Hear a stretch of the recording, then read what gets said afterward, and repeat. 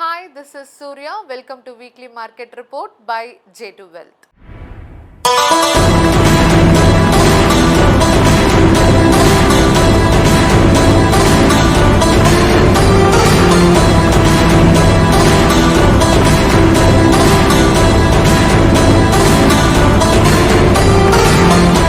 World market news. US stock market declined on last Thursday due to unexpected economic growth and continued inflation. Apple's smartphone shipment to China dropped by 19% in the first quarter of the year. This is the worst performance by Apple in China since 2020. Indian market. India collected 1.35 lakh crore more in the direct taxes than the government predicted for the financial year 2023 to 2024.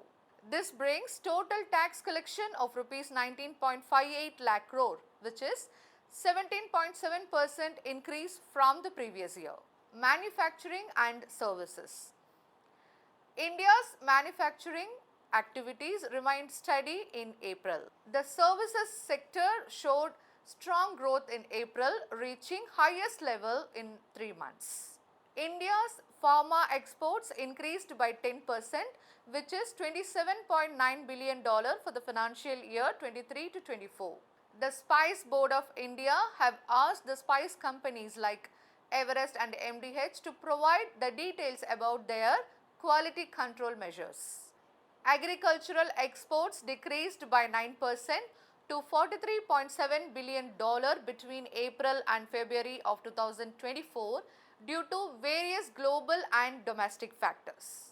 Hdfc have launched a new fund offer focused on manufacturing.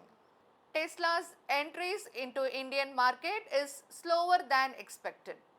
Changing plans and limited progress are the causing concern. India's oil imports from Russia has decreased by 19% in February. Stocks in news. Bajaj Finance and Bajaj Finserv shares of both the companies have dropped to 8% after the announcement of their financial results. The Reserve Bank of India have ordered the Kotak Mahindra Bank to stop issuing new credit cards, causing the stock price to fall by 12%. Axis Bank net profit is up by 7,130 crore for the last quarter. HUL company have reported a net profit of Rs 2,406 crore and announced a dividend of Rs 24 per share. Chennai Petro. The company's net profit has increased significantly to Rs 628 crore in quarter 4. AU Small Financial Bank net profit reached to 370.7 crore in quarter 4. Reliance Jio. The company profit climbed to 13.2% to 5,337 crore and increased revenue by 11%. Maruti Suzuki profit rose to 48% to 3,878 crore and declared a dividend of Rs 125 per share.